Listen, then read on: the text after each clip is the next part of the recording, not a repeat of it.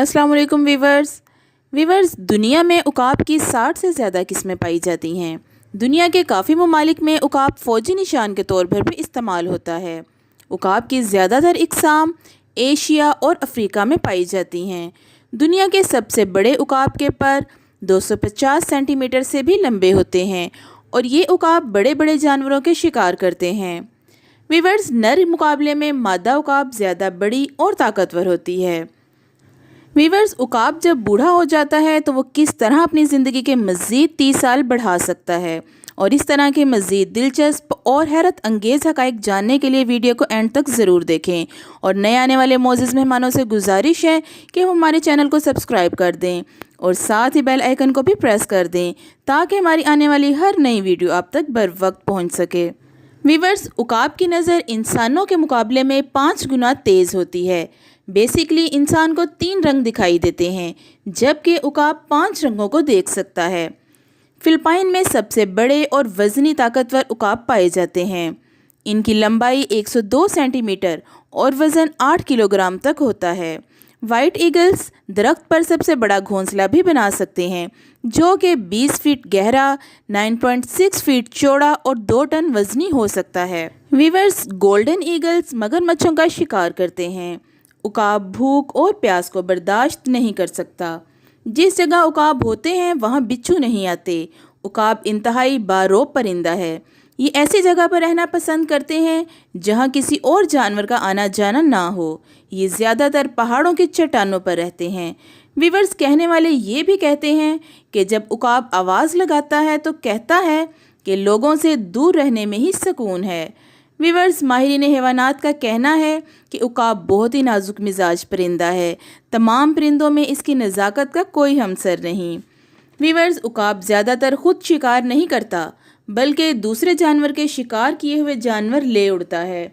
उकाब किसी भी चीज़ को पकड़ने में नाकाम नहीं होता। अपनी बहुत ज़्यादा बिनाई की वजह से छोटे से छोटे जानवर को भी ये बहुत फासले से देख लेता है। ये शिकार पर हमला करता है और अपनी तेज़ चोंच से उसे हलाक कर देता है और अपने मजबूत पंजों में पकड़कर उसे ले उड़ता है। उकाब अपने शिकार को बहुत ज़्यादा ऊंचाई से फेंकता है और जब ये है तो फिर गोता लगाकर इसे पकड़ता है। इस तरह से वो अपने शिकार से लुत्फ़ अंदोज़ होता है। वीवर्स उकाब गोता लगाकर शिकार पकड़ने में बहुत ज़्यादा माहिर होता है। ये किसी भी चीज़ को पकड़ने में नाकाम नहीं होता, चाहे वो कितनी ही तेज़ क्यों ना हो। माहिरीन हैवानात का कहना है कि जब उकाब अपने गुर्दे में तकलीफ़ महसूस करता है तो खरगोश और लोमड़ी का शिकार करके उनके गुर्दों को खाकर सेहतयाब हो जाता है। उकाब सांप को भी बहुत शौक़ से खाता है मगर उसका सर नहीं खाता। इसी तरह से ये जिस जानवर का शिकार करता है उसका दिल नहीं खाता। वीवर्स उकाब जब शिकार करता है तो अपने शिकार को अपने रहने की जगह पर नहीं लेकर जाता बल्कि जगह जगह लिए उसे उड़ता रहता है। उकाब परिंदों में सबसे ज़्यादा तेज़ रफ्तार और हरारत वाला परिंदा है। ये इतना तेज़ रफ्तार है कि अगर सुबह पाकिस्तान में है तो परवाज़ करता करता शाम को अमेरिका में होगा। वीवर्स जब उकाब 40 साल का हो जाता है तो इसका वज़न हद से ज़्यादा बढ़ तब उकाब उड़ने की ताकत नहीं रखता और अंधा हो जाता है। जब ये अंधा हो जाता है तो इसके बच्चे उकाब को अपनी कमर पर लाद कर जगह जगह लिए फिरते हैं। वीवर्स एक उकाब की उम्र 70 साल के करीब होती है। इस उम्र तक पहुंचने के लिए उसे सख्त मुश्किलात से गुजरना होता है।